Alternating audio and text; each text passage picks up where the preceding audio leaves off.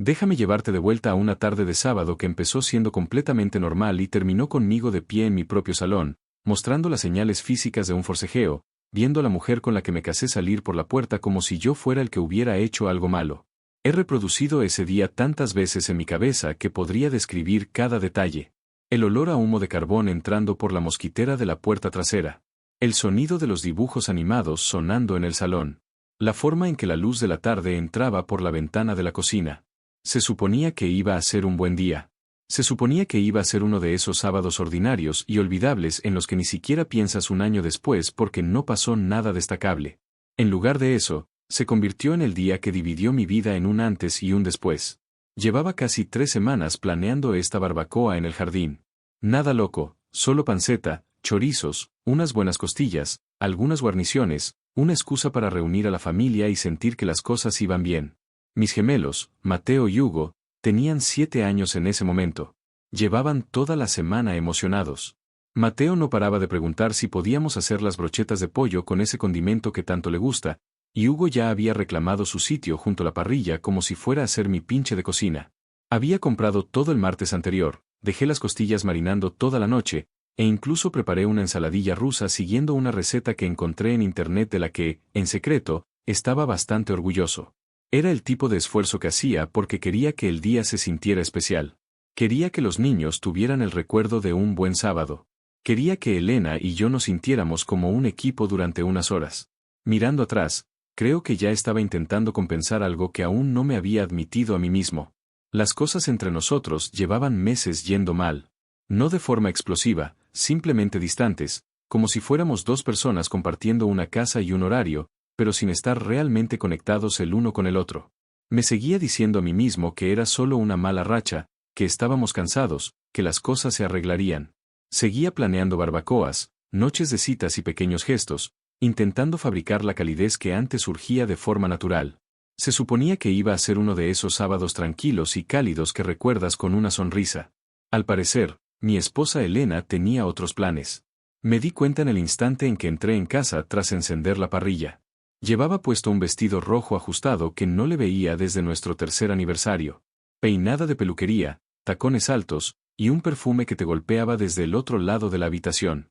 Me quedé mirándola un segundo, intentando procesarlo, porque íbamos a hacer una barbacoa en el jardín, no a salir de discotecas. Le pregunté con bastante calma si quizás quería cambiarse y ponerse algo un poco más informal. Me miró como si acabara de insultar a toda su familia. Y Kuot, no empieces, Alejandro. Te dije que tendríamos visitas y Kuot. ¿Visitas? Vale. Supuse que se refería a su prima o quizás a alguna de sus amigas. No insistí. Volví fuera, terminé de preparar todo y me convencí de que le estaba dando demasiadas vueltas. Eso era algo que hacía mucho por aquel entonces. Autoconvencerme de ignorar mis propios instintos porque la alternativa era una conversación que no quería tener. Me había vuelto un experto en justificar las cosas que no cuadraban. Las noches que llegaba tarde las justificaba como eventos de la empresa.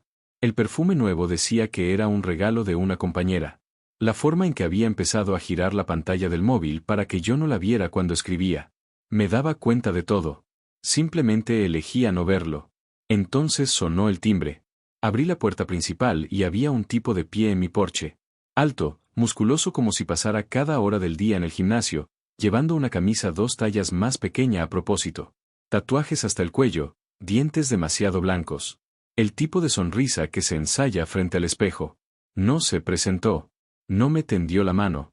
Simplemente me miró como si yo fuera un mueble más y entró directamente en mi casa. Elena dobló la esquina y su cara cambió por completo. Se iluminó de una manera que yo no había visto en años. Al menos no conmigo. Y Kuot, este es Rubén y Kuot, dijo, prácticamente resplandeciendo. Y Kuot, es un amigo mío y Kuot. Un amigo. Vale. Los niños miraron desde el sofá, confundidos. Nunca habían visto a este hombre en sus vidas. Yo tampoco. Pero en menos de 10 minutos, Rubén se había quitado los zapatos, había puesto los pies sobre mi mesa de centro y se inclinaba para susurrarle cosas a Elena al oído que la hacían reír y tocarle el brazo. Yo estaba de pie en mi propia cocina, sirviendo bebidas, viendo cómo se desarrollaba todo esto e intentando convencerme de que estaba malinterpretando la situación. Pero no era así. A los 15 minutos, Rubén se levantó. Caminó por el salón hacia mí, lento y deliberado, como si quisiera dejar algo claro. Y entonces, delante de mis dos hijos que estaban sentados ahí mismo en el sofá, me miró fijamente la cara y me dijo palabra por palabra: Iquot, ya has terminado aquí, chaval. Ahora soy yo el hombre de la casa Iquot. Me eché a reír, no porque tuviera gracia, sino porque mi cerebro genuinamente no podía procesar lo que estaba pasando. Miré a Elena, esperando a que dijera algo, que le dijera que retrocediera, que se disculpara, que hiciera literalmente cualquier cosa. Ella simplemente se quedó allí, con los brazos cruzados y una expresión en el rostro como si estuviera viendo algo que llevaba tiempo esperando. Y entonces él me dio una bofetada a mano abierta cruzándome la cara delante de mis hijos. No recuerdo haber tomado una decisión. Mi cuerpo simplemente se movió. Lo empujé contra la mesa de centro de cristal y se hizo añicos debajo de nosotros. No sé cuánto duró. Sé que escuché cómo le crujía algo en la muñeca cuando lo agarré. Sé que su cara se veía diferente para cuando terminé. Sé que Elena me gritaba que parara. Y sé que cuando llegaron los del SAMUR, lo hicieron rápido. Tan rápido que ella debía tener el teléfono preparado en el momento en que yo estallé. La Policía Nacional también llegó, pero los vecinos habían visto lo suficiente a través de la ventana para respaldar mi versión de los hechos. Rubén atacó primero. Yo me defendí. Sin cargos. Uno de los agentes me apartó y me dijo en voz baja que, dado lo que los vecinos habían descrito, yo estaba libre de culpa, pero que probablemente debería adelantarme legalmente por si acaso. Asentí y le di las gracias. Me seguían temblando las manos. Me quedé de pie en medio del salón después de que se lo llevaran, con la camisa rota, los nudillos abiertos y respirando con dificultad. Elena me miró como si yo fuera el que lo había arruinado todo. Iquot, lo has destrozado todo Iquot, dijo. La miré durante un largo momento. Y le hice la única pregunta que importaba. Iquot, ¿cuánto tiempo, Iquot? Ella parpadeó. Iquot, ¿qué, Iquot? Iquot, ¿cuánto tiempo lleva viniendo por aquí, Iquot? La arrogancia de su cara parpadeó por un segundo, y los niños simplemente se quedaron allí, completamente quietos, mirándonos a los dos. Aún no tenía palabras para ellos. No tenían nada todavía. Pero estando allí de pie, entre los escombros de mi propio salón, supe que fuera lo que fuera esto, no estaba ni cerca de terminar. Después de que los médicos se fueran y la policía despejara el lugar, la casa se quedó en un silencio sepulcral. El tipo de silencio que te presiona los oídos. Mateo y Hugo habían subido arriba. Podía oír a Hugo llorando a través de la puerta cerrada de su habitación. Y me costó todo lo que tenía no subir y desmoronarme delante de ellos. Elena se sentó en el brazo del sofá, completamente compuesta. Sin culpa, sin remordimientos, solo con esa expresión fría y plana, como si yo le hubiera arruinado la noche. Caminé de un lado a otro del salón, intentando mantener un tono de voz calmado. Le pregunté otra vez qué estaba pasando, cuánto tiempo llevaba ocurriendo, en qué estaba pensando al traer a ese hombre a nuestra casa. Ella puso los ojos en blanco y me dijo que estaba siendo un dramático. Dijo que me estaba comportando como la parte agraviada. Entonces lo dijo, la frase que dolió más que cualquier cosa que Rubén me hubiera hecho: Iquot, llevas años siendo un aburrido, Alejandro. Yo necesitaba más Iquot. Más. Cogí la foto enmarcada de nuestra luna de miel que estaba sobre la repisa. Estábamos en Punta Cana. Ella se reía de algo que yo había dicho. Yo parecía un hombre que no tenía ni idea de lo que se le venía encima. La volví a dejar con cuidado. Le pregunté si de verdad había planeado presentar a Rubén a los niños. Se encogió de hombros y dijo que estaban pensando en hacerlo público pronto, que él quería conocerlos, que estaban viendo cómo hacer las cosas. Casi no podía hablar. Iquot, ¿ibas a traerlo aquí como qué? Como su padre de reemplazo, Iquot. Se miró las uñas. Fue entonces cuando recordé el recibo de hotel que había encontrado en el bolsillo de su abrigo hacía un mes. Un hotel en el centro de Madrid, suite con cama grande, 2 noches. Me dijo que era un fin de semana de spa con su hermana. Yo había querido creerla. Lo necesitaba. Pero estando allí en ese momento, supe exactamente lo que había sido. Fui al cajón del pasillo, ese que usábamos para guardar de todo, y encontré su teléfono viejo al fondo, detrás de unos cupones caducados. Me había dicho que había dejado de funcionar. Lo enchufé. Se cargó en menos de un minuto y entré sin ningún problema.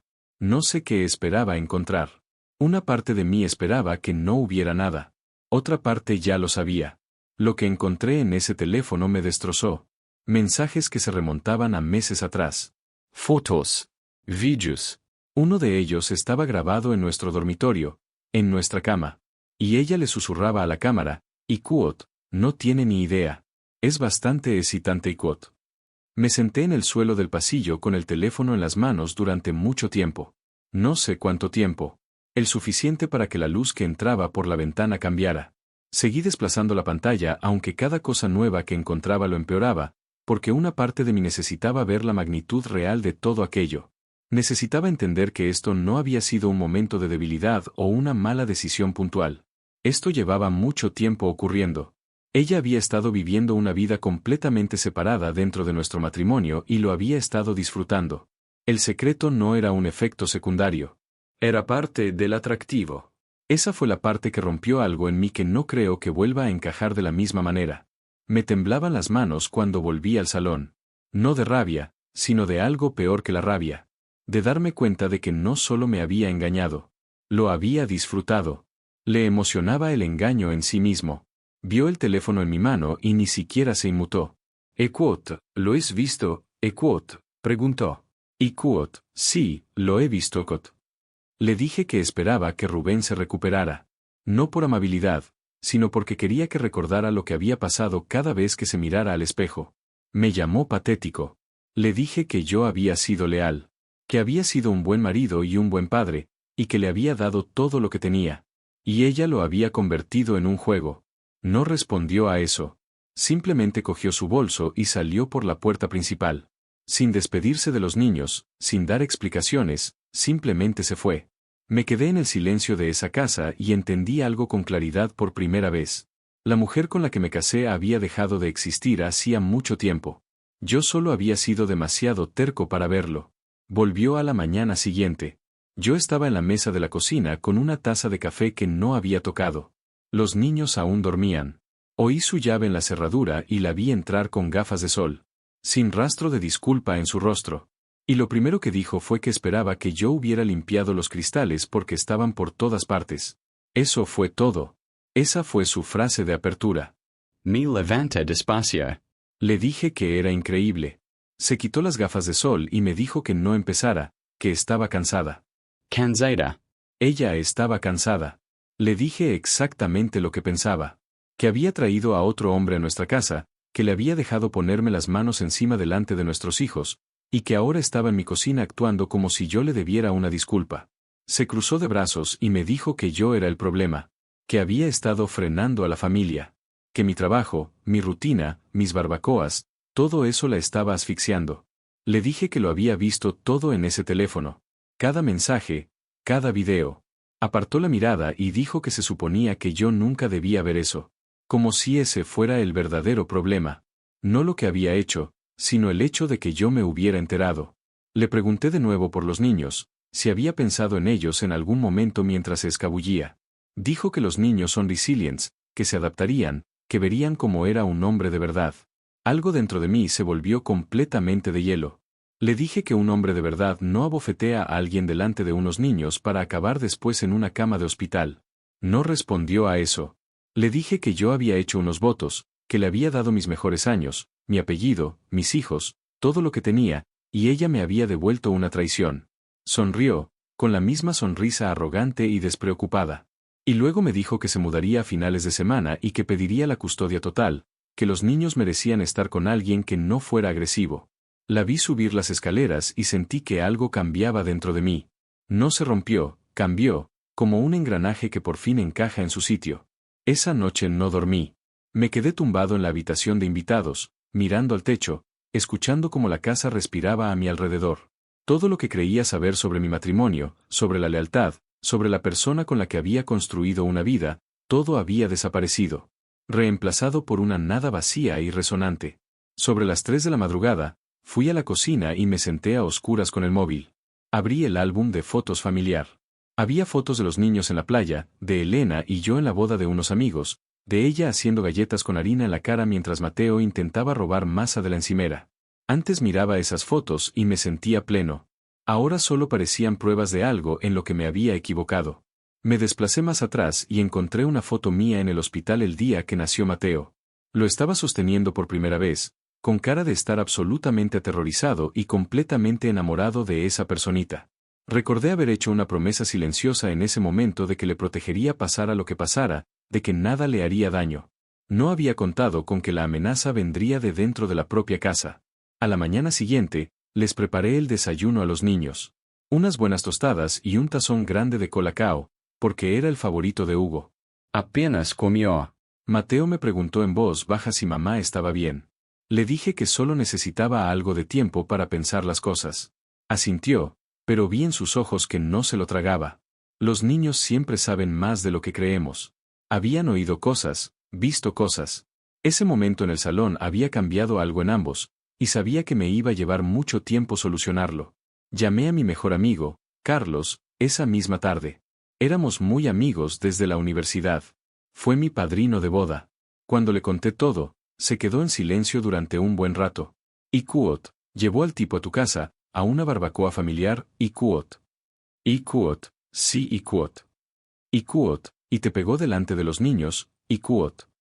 Y Kuot, sí y Kuot. Exhalo lentamente. Y Kuot, eso no es solo poner los cuernos, tío. Eso es calculador Kot. Nos quedamos al teléfono sin hablar un rato. Luego me dijo algo en lo que he pensado casi todos los días desde entonces. Y Kuot, la querías más a ella de lo que te querías a ti mismo, Alejandro. Por eso te está afectando tan profundamente. Seguías dando y nunca te preguntaste dónde estaba tu límite y Kuot. Tenía razón. Llevaba años poniendo excusas a su comportamiento. Los cambios de humor, la distancia, las rachas de frialdad que duraban semanas. Me decía a mí mismo que era estrés, la presión del trabajo, la carga de criar a los niños. Seguía pensando que si me esforzaba más, si la quería mejor, volvería a mí. Pero no puedes querer a alguien lo suficiente como para convertirlo en una persona decente. Así no funciona. Y la peor parte era que yo lo sabía en el fondo desde hacía mucho tiempo. Había sentido cómo crecía la distancia. Había notado cómo dejó de preguntarme qué tal me había ido el día, cómo dejó de reírse de mis bromas, cómo dejó de buscar mi mano. Me había dado cuenta de todo, y había seguido eligiendo interpretarlo como algo solucionable, algo que podría arreglar si me esforzaba más. Esa es la trampa. Creo que cuando quieres a alguien, sigues buscando explicaciones que no te obliguen a aceptar el peor de los escenarios. Te creerás casi cualquier cosa antes de creer que la persona con la que has construido tu vida te ha estado mintiendo la cara. 2 días después del incidente, Elena seguía en casa. No porque intentara arreglar las cosas. Estaba ganando tiempo, moviéndose por las habitaciones como si fuera la dueña del lugar, apenas dirigiendo la palabra a los niños, actuando como si todo el asunto fuera un pequeño inconveniente. Estaba esperando a que la tormenta pasara. Yo había terminado de esperar. Una mañana me senté a la mesa del comedor y puse 2 tazas de café. Cuando ella bajó, le dije que se sentara. Dudó, luego lo hizo, probablemente más por curiosidad que por otra cosa. Llevaba puesta una de sus batas de seda, del tipo que solía llevar las noches que nos quedábamos hasta tarde viendo películas, cuando las cosas iban bien entre nosotros. Ahora parecía un disfraz, solo tela cubriendo lo que se había convertido. Deslicé una carpeta por la mesa. Papeles del divorcio, acuerdo de custodia, todo ya redactado por un abogado. Lo hojeó como si fuera una broma. Preguntó si de verdad iba a destruir a nuestra familia por un error. Le dije que un error es olvidarse de un aniversario.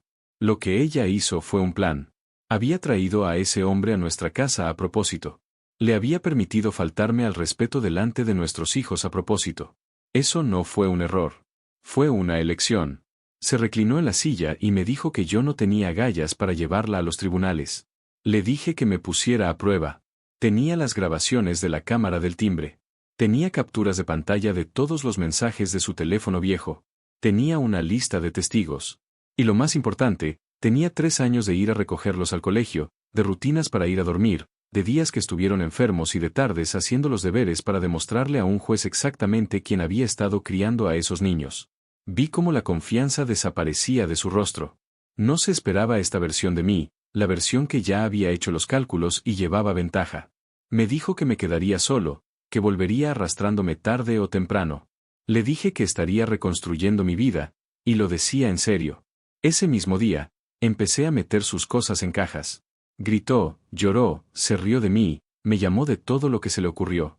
Yo seguía lo mío. Ya había pasado el punto en el que sus reacciones significaban algo para mí. El amor que sentía por ella se había reducido a cenizas. Lo único que quedaba era el trabajo, cuidar de mis hijos, proteger lo que nos quedaba y descubrir quién era yo al otro lado de todo esto.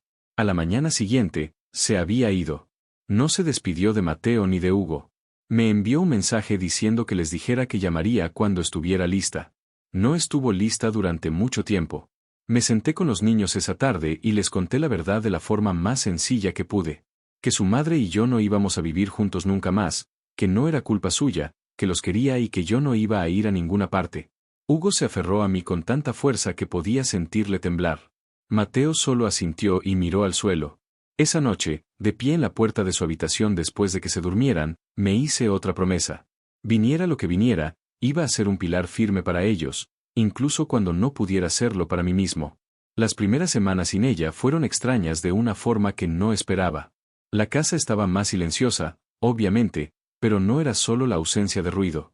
Era la ausencia de tensión.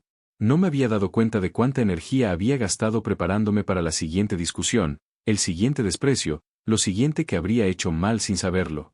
Cuando ese peso desapareció, no me sentí aliviado de inmediato. Me sentí desorientado, como si hubiera llevado algo cargado durante tanto tiempo que soltarlo me parecía antinatural. Cambié las cerraduras, reorganicé el dormitorio, le di la vuelta al colchón y tiré las sábanas. No por despecho. Simplemente necesitaba que el espacio se sintiera mío otra vez. Pinté el pasillo de otro color. Pequeñas cosas, pero importaban. Los niños empezaron a encontrar su ritmo. Mateo dejó de mirar por la ventana delantera a la hora de cenar. Hugo empezó a reírse de nuevo. Risas de verdad, no ese tipo de risa cautelosa que usan los niños cuando intentan parecer que están bien. Construimos una rutina. El colegio por la mañana, cenar juntos todas las noches, noche de películas los viernes. No era perfecta, pero era nuestra, y era genuina. Elena faltó a 3 llamadas de fin de semana seguidas. Siempre una excusa, siempre le surgía algo. Los niños dejaron de preguntar por ello después de un tiempo, lo que de alguna manera fue un alivio y al mismo tiempo la cosa más triste que he visto en mi vida. Empecé a ver a un psicólogo por aquel entonces. Se llama Badr Navarro. Militar retirado, voz calmada, con cero paciencia para la autocompasión o el pensamiento en bucle. No me dejó regodearme en mi miseria. Tampoco me dijo lo que quería oír, que era exactamente lo que necesitaba. Había entrado esperando que me diera la razón, que alguien me confirmara que yo era la víctima y que todo lo que sentía estaba justificado. Me lo confirmó, pero también rebatió las partes de mi forma de pensar que no me ayudaban. Culparme a mí mismo, la repetición obsesiva de los acontecimientos, la forma en que seguía intentando encontrar el momento en el que podría haber cambiado el resultado si tan solo hubiera hecho algo diferente. Durante nuestra segunda sesión, me dijo algo que me hizo ver las cosas desde otra perspectiva. Y quote, ella no te traicionó porque tú no fueras suficiente y quote, me dijo. Y quote, te traicionó porque algo dentro de ella estaba roto mucho antes de que tú aparecieras. Las personas así no ponen los cuernos porque les falte algo de su pareja. Engañan porque les falta algo a ellos mismos. Tú solo eras la persona que pasaba por allí quote. Llevaba meses culpándome, repasando cada versión de lo que podría haber hecho diferente. Ser más divertido, ganar más dinero, prestarle más atención. Pero la verdad era más simple y más dura que todo eso. Algunas personas destruyen las cosas buenas, no porque a las cosas buenas les falte algo, sino porque la destrucción es la única forma que conocen de sentir algo. Carlos vino una noche, unas 6 semanas después de que todo se desmoronara. Trajo unas cervezas y no pidió permiso para quedarse. Nos sentamos en el porche trasero y vimos atardecer sin decir mucho. Finalmente, me preguntó si alguna vez iba a volver a tener citas o si me iba a convertir en el ermitaño del barrio. Me reí de verdad, y le dije que un desastre cada vez. Asintió y dijo que esa era la respuesta correcta, que había pasado por mucho y me merecía respirar un tiempo. Y respiré. Durante meses, me centré únicamente en los niños, en la terapia y en reconstruir las partes de mí mismo que había dejado silenciar durante el matrimonio. Volví a correr, empecé a cocinar comida de verdad en lugar de lo más rápido que encontraba, y leí libros que llevaba años posponiendo. Poco a poco, la persona que había sido antes de Elena, antes de empezar a encogerme para encajar en la forma que ella necesitaba, empezó a regresar. Entonces, un miércoles por la mañana, todo volvió a cambiar. Estaba preparando a los niños para el colegio. Mateo no encontraba una de sus zapatillas, Hugo había tirado un vaso lleno de zumo de naranja por la encimera, y ya íbamos tarde. Era ruidoso, caótico y completamente normal. Y entonces sonó el timbre. Abrí la puerta y allí estaba Elena. Estaba vestida con cuidado, un abrigo beige, el vestido azul que llevaba la noche que le pedí matrimonio, bien peinada, con el maquillaje perfecto. Claramente había pensado mucho en esto. Me miró con una expresión suave y ensayada y me preguntó si podíamos hablar. Los niños oyeron su voz y Hugo asomó por el pasillo y susurró, Ikuot, mamá Ikuot, como si no estuviera seguro de que fuera real. Ella le sonrió y le dijo que le echaba de menos. Les dije a los niños que terminaran de arreglarse y salí fuera con ella, cerrando la puerta a mis espaldas. Me dijo que la había cagado, que lo sabía, que había pensado que Rubén era algo que no era, que había confundido la emoción de la aventura con algo real, y que había tenido tiempo para pensar y se había dado cuenta de lo que había tirado por la borda. Dejé que terminara. Luego le pregunté dónde había estado los últimos 3 meses.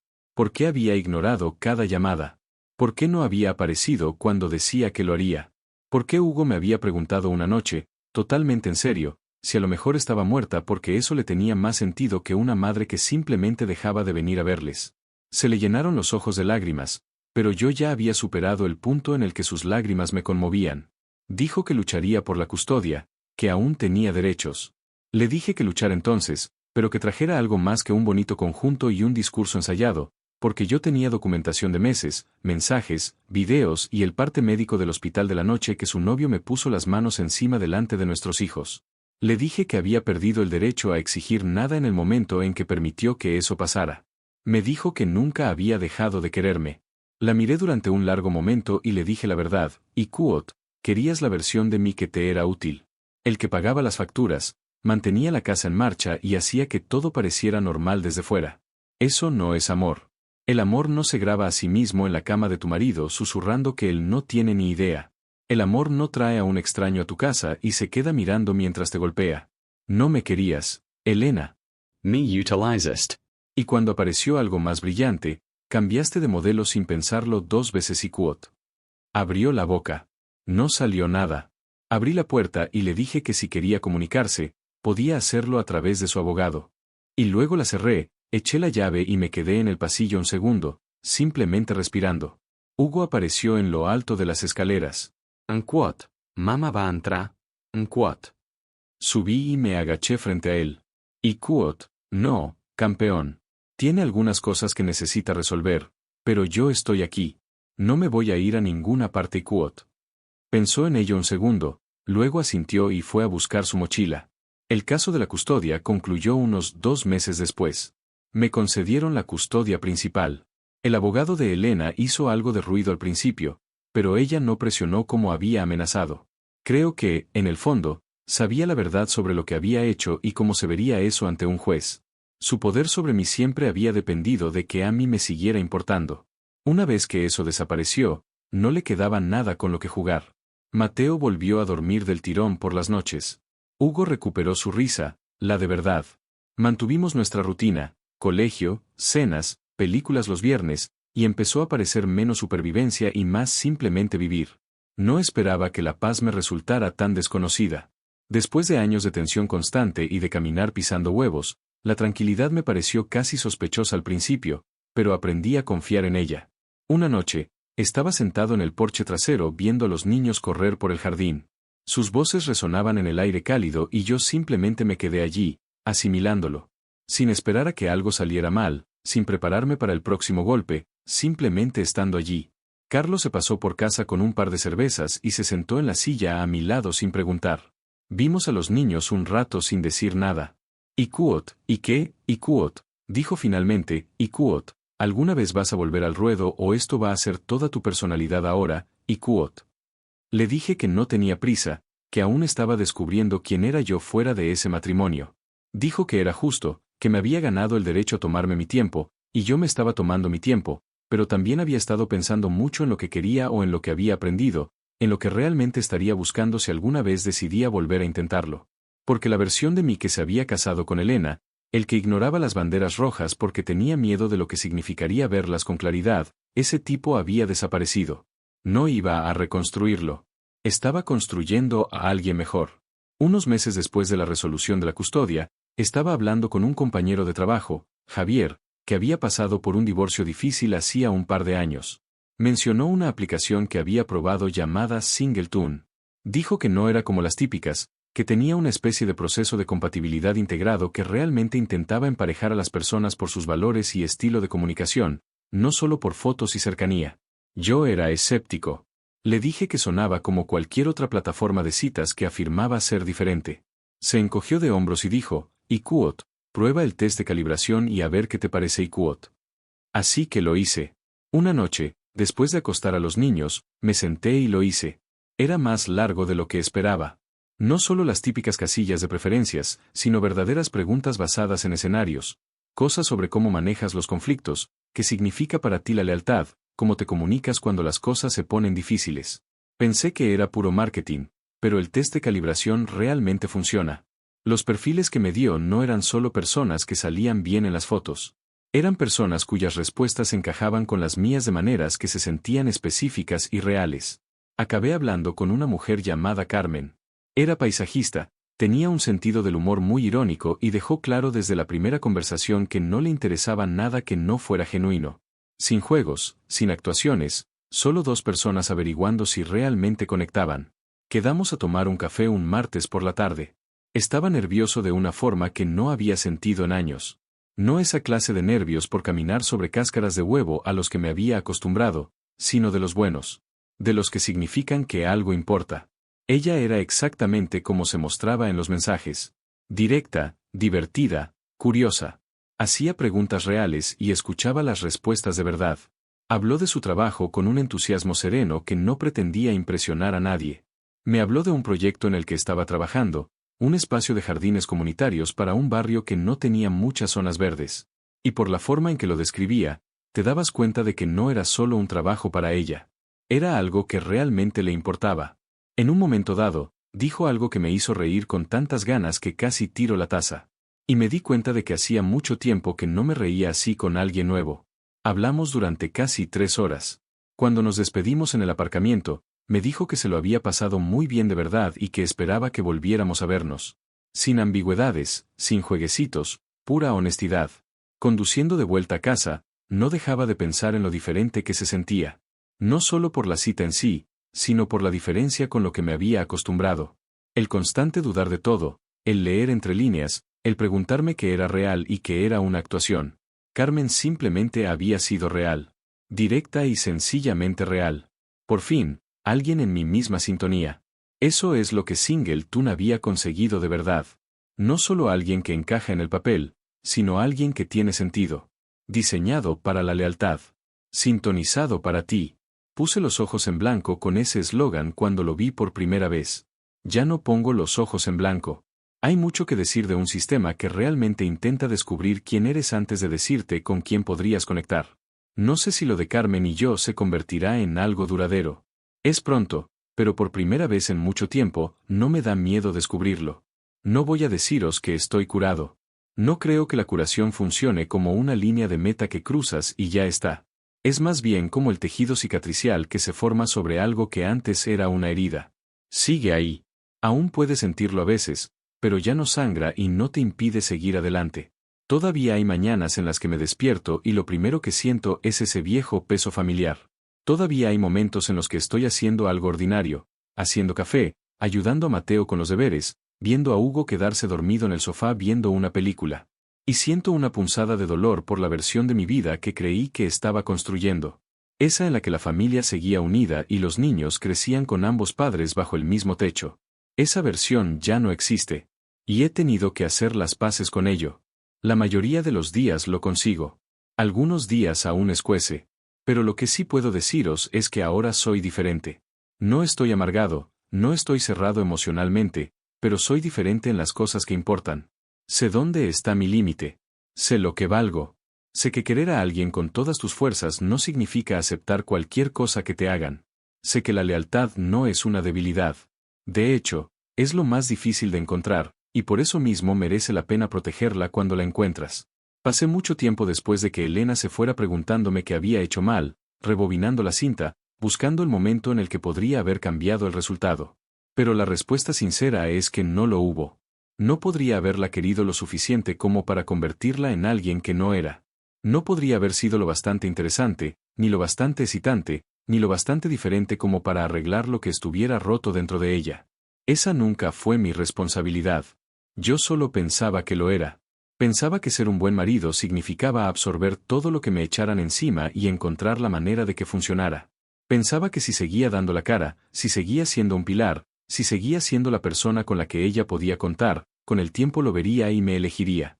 Pero algunas personas no quieren estabilidad. Algunas personas se sienten atraídas por el caos de desear algo que no tienen.